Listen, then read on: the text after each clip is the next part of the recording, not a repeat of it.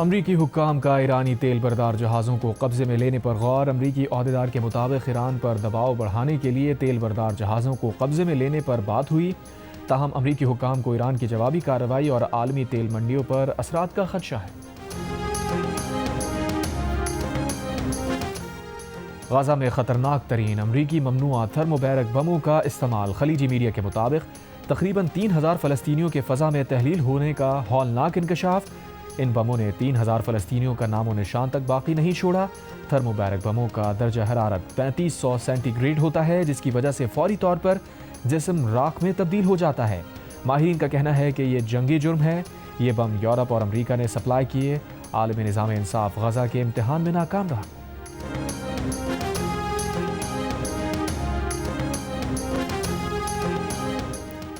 آئی سی سی T20 world cup میں پاکستان نے امریکہ کو 32 رن سے شکست دے دی۔ پاکستان نے پہلے بیٹنگ کرتے ہوئے 191 رنز کا ہدف دیا تھا۔ جواب میں امریکہ کی ٹیم مقررہ اوورز میں 8 وکٹوں پر 158 رنز بنا سکی۔ ورلڈ کپ کے تمام میچز جیو سپر اور ڈیجیٹل ایپ مائیکو سے براہ راست نشر کیے جا رہے ہیں۔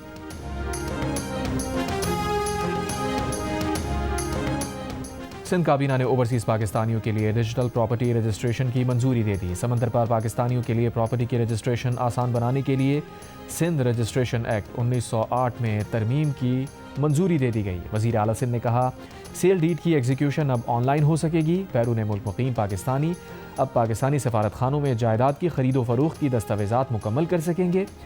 سندھ کے 49 سب رجسٹرار دفاتر نادرا سے منسلک ہیں۔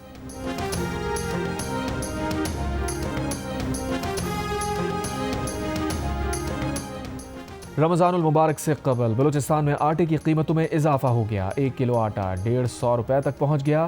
فلور ملز مالکان کے مطابق نئی گندم کی فصل آنے تک شہریوں کو 2 ماہ تک مہنگا آٹا خریدنا پڑے گا۔ آئی جی سندھ جاوید عالم اوڈھو کا ضلع جامشورو کا دورہ۔ لال شہباز قلندر کی درگاہ پر حاضری، سیکیورٹی کا جائزہ لیا۔ کہا، پولیس نے پیشہ ورانہ مہارت اور حکمت عملی کے ذریعے سیکیورٹی کو یقینی بنایا۔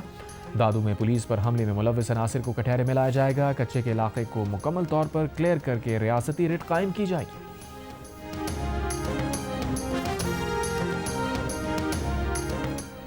سینٹ نے پیکا ایکٹ میں ترمیم کا بل منظور کر لیا۔ بل میں کہا گیا ہے کہ وفاقی حکومت ان ممالک کے ساتھ میوچل لیگل اسسٹنس ٹریٹی کرے جن کی سوشل میڈیا اپلیکیشن پاکستان میں استعمال ہوتی ہیں۔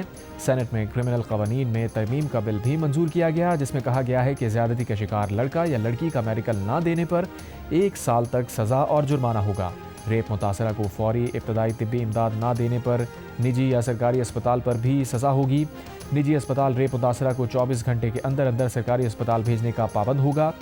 سینٹ میں انسداد الیکٹرانک کرائمز ترمیمی بل بھی منظور کیا گیا، جس میں بچوں کی فحش ویڈیوز پر 7 سال سے بڑھا کر سزا 10 سال کرنے اور جرمانہ 50 لاکھ سے بڑھا کر 1 کروڑ کرنے کی تجویز دی گئی۔ سینٹ نے سمینہ ظاہری کا فیملی کوڈ ترمیمی بل اور شہری رحمان کا اسلام آباد میں کتابوں پر پلاسٹک کور کی ممانعت کا بل بھی منظور کر لیا۔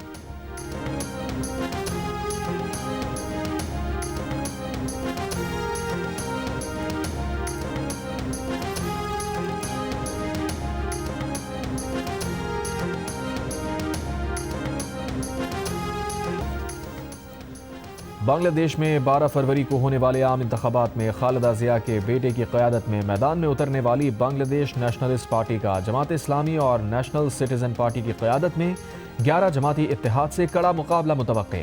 جماعت اسلامی کو 30 سال سے کم عمر نوجوانوں بالخصوص جین زی کی نئی سیاسی جماعت کی حمایت حاصل۔ سابق وزیر اعظم شیخ حسینہ واجد کی جماعت عوامی لیگ کو انتخابات میں حصہ لینے کی اجازت نہیں دی گئی۔ یورپی یونین آبزرویشن مشن نے بنگلہ دیش میں انتخابی ماحول کو مثبت قرار دے دیا۔ تیاریوں پر اطمینان کا اظہار۔ بنگلہ دیش کے الیکشن سے متعلق پل پل کی خبروں کے لیے جیو نیوز کے ساتھ رہیے۔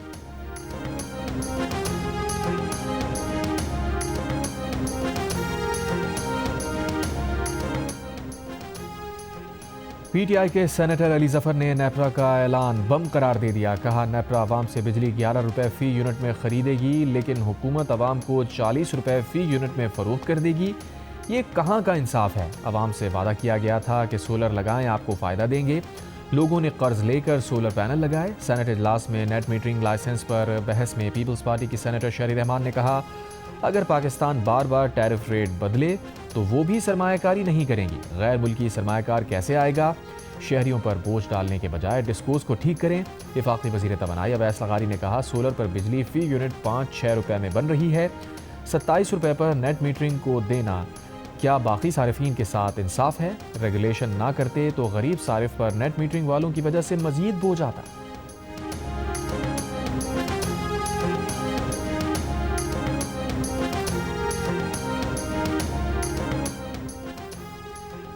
جاپان کے قومی دن اور جاپان کے شہنشاہ کی سالگرہ کی اسلام آباد میں تقریب۔ صدر مملکت آصف علی زرداری نے خطاب میں کہا جاپان ہر مشکل وقت میں پاکستان کے ساتھ کھڑا رہا۔ آفات میں مدد پر جاپان کی حکومت اور عوام کے مشکور ہیں۔ پاکستان جاپان کی تحقیقی مہارت سے بھرپور فائدہ اٹھا سکتا ہے۔ جاپان کے سفیر نے کہا عالمی امن کے لیے ہم خیال ممالک کو متحد ہونا وقت کی ضرورت ہے۔ چیلنجز سے نمٹنے کے لیے پاکستان کے ساتھ مل کر کام کریں گے۔ اسلام آباد میں ہونے والا دہشت گرد حملہ قابل مذمت ہے۔ دہشت گردی کسی بھی صورت میں قابل قبول نہیں۔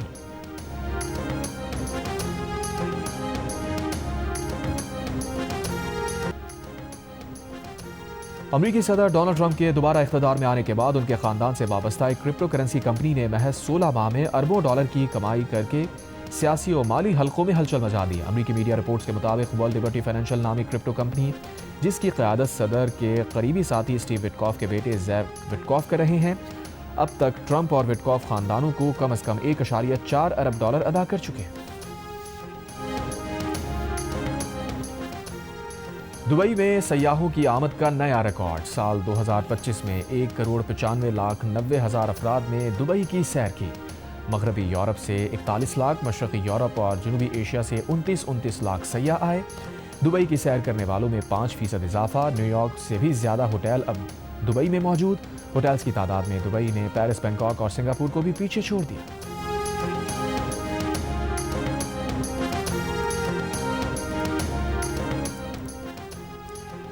Health and population department Punjab اور میر خلیل الرحمان فاؤنڈیشن کے زیر اہتمام کنیڈ کالج لاہور میں نوجوانوں کے کردار اور آبادی مینجمنٹ پر کانفرنس کا انعقاد۔ Health and population department Punjab کے اسسٹنٹ ڈائریکٹر سلمان رشید نے کہا کہ پاکستان میں نوجوانوں کی تعداد 60% ہے۔ جب تک نوجوانوں کو بااختیار نہیں بنایا جاتا تب تک آبادی پر قابو نہیں پایا جا سکتا۔ کانفرنس کے اختتام پر ڈرامہ بھی پیش کیا گیا جس میں آبادی، سماجی رویوں اور نوجوانوں کے کردار کو پیش کیا گیا۔ اور جنوبی افریقہ ویمن ٹیم نے T20 میچ میں پاکستان ویمن ٹیم کو 5 وکٹ سے ہرا دیا۔ پاکستان نے پہلے کھیلتے ہوئے 9 وکٹ پر 180 رنز بنائے۔ کپتان فاطمہ ثنا نے 41 گیندوں پر 90 رن بنائے۔ جنوبی افریقہ کی ٹیم نے ہدف آخری گیند پر حاصل کیا۔